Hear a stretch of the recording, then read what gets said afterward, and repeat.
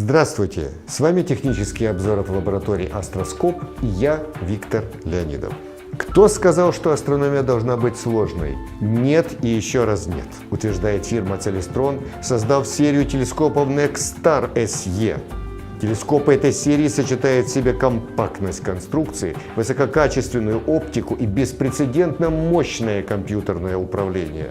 Нажатие одной кнопки позволит вам найти тысячи небесных объектов, звезд и планет, туманностей и галактик.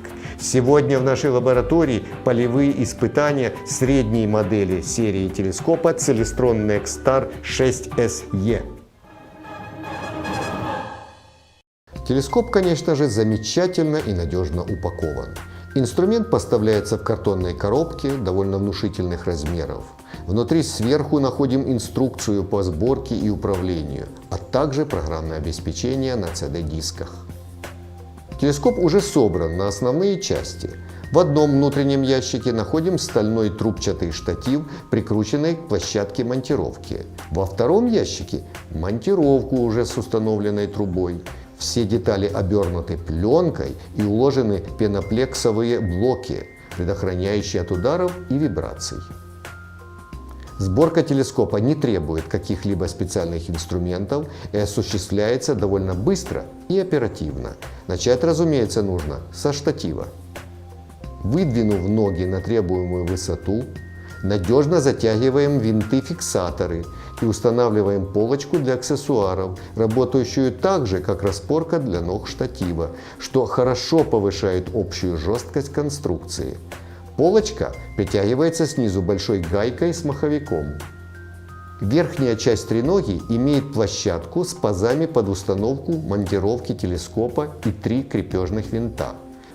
При установке монтировки достаточно просто попасть в пазы на площадке и, немного оттянув винты, по одному наживить их на ответную резьбу в основании монтировки. Затем необходимо крепко подтянуть все 3 винта по очереди, надежно зафиксировав телескоп на штативе.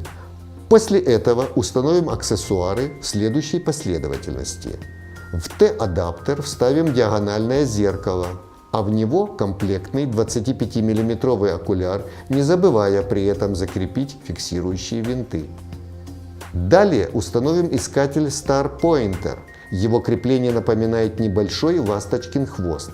В задней части трубы для него предусмотрена ответная планка. Просто одеваем искатель на него и подтягиваем 2 боковых винта, затягивая зажим. Потратив всего несколько минут на сборку, осталось вставить 8 штук батареек типа AA в отсек, расположенный в горизонтальной части монтировки, и телескоп практически готов к наблюдениям в ручном режиме управления. Осталось открыть крышку, и можно наводить телескоп на объект. Труба телескопа может перемещаться вверх-вниз и влево-вправо с помощью клавиш курсора на компьютеризированном пульте управления. Таким же образом пульт используется и для позиционирования телескопа по 2 или 3 звездам или планетам, что позволит применить полностью автоматический режим Go-To. А пока не стемнело, рассмотрим подробнее конструкцию телескопа. Монтировка азимутальная, полувилка, вся электроника и механика надежно укрыты внутри корпуса. С внешней стороны стойки имеется удобное гнездо для крепления пульта управления. Чуть ниже расположена кнопка включения-выключения и гнездо для подключения внешнего источника питания, что будет совсем не лишним при длительных наблюдениях. С внутренней стороны этой же стойки находится площадка стандартного ласточкиного хвоста, что позволяет устанавливать на монтировку самые различные трубы телескопов. При этом вместо обычного упорного винта ласточкин хвост поджимается специальной пластиной. Это позволяет перенести нагрузку от зажима на большую площадь и более надежно зафиксировать трубу. Как уже упоминалось, в горизонтальной части монтировки расположен отсек для батареек, а также 2 порта для подключения автогида и внешних дополнительных устройств. А в центральную часть пятачка с эмблемой фирмы можно укрепить небольшой пузырьковый уровень. Он служит для правильной установки треноги в строго горизонтальное положение. Труба телескопа выполнена по зеркально-линзовой системе Шмидта-Кассегрена. Все поверхности имеют многослойное просветление, а зеркала – защитное покрытие. Диаметр главного зеркала 150 мм, фокусное расстояние 1500 мм, светосила 10. Все это обеспечивает четкое и контрастное изображение по всему полю зрения. Окулярный узел имеет переходник, рассчитанный на аксессуары дюйм с четвертью, открутив который мы находим резьбу для установки фотоаксессуаров. Ниже и правее расположена ручка фокусировки, которая осуществляется подвижкой главного зеркала. Ход фокусировки очень плавный, мягкий и точный. Как и в большинстве телескопов, Целестрон комплектация окулярами не богата. Это лишь один окуляр 25 мм, чего, конечно, недостаточно для проведения наблюдений различных объектов. Поэтому при проведении наших тестов мы использовали также некомплектные окуляры 40 мм, 12 мм и двукратную линзу Барлоу. С наступлением сумерек мы провели позиционирование телескопа, используя две планеты и Луну. На тот момент Луна находилась в фазе первой четверти, когда линия терминатора, граница света и тени, проходила посредине диска, что создавало длинные тени, отбрасываемые деталями рельефа нашего спутника. Изображение было очень контрастное. На поверхности видно невероятное количество деталей гор, кратеров и ущелий. Потом были планеты. Венера показывает свою фазу и четкий аккуратный диск. И хотя угловой размер планеты довольно большой, каких-либо подробностей рассмотреть не удалось. Они фиксируются лишь в невидимой части спектра. Сатурн великолепен. Недостаточный разворот колец не позволил рассмотреть щель Кассини, но на самом диске планеты заметно несколько мелких экваториальных полос и, конечно, наиболее яркие из спутников. Разумеется, мы не смогли обделить вниманием царя всех планет гиганта Юпитера. Юпитер показал детали в своих величественных экваториальных полосах. В этот телескоп также замечательно видны тени от проходящих по диску спутников и сами спутники Ио, Ганимед, Каллисто и Европа, а также большое красное пятно, огромный вихрь в атмосфере Юпитера, имеющий размер более Земли и существующий уже несколько столетий. Также мы уделили внимание наиболее ярким Deep Sky объектам. Шаровое скопление М13 уже при увеличении в 125 крат уверенно делилось на звезды практически до самого центра. Даже различался цвет некоторых звезд. Планетарная туманность М27 Гантель заметно проявила свою структуру, цвет и действительно показала свое сходство со спортивным снарядом.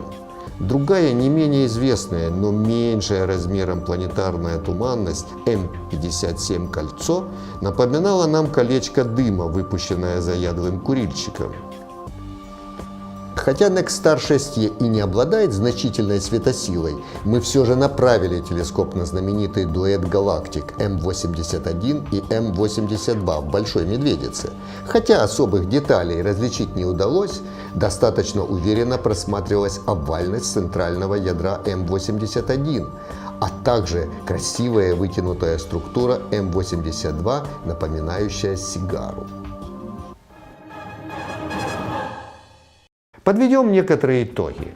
Конечно, лестных отзывов заслуживает само по себе исполнение инструмента, как оптическое, так и механическое. Оптика даже на увеличениях близких к предельным обеспечивает действительно прекрасное, четкое и контрастное изображение.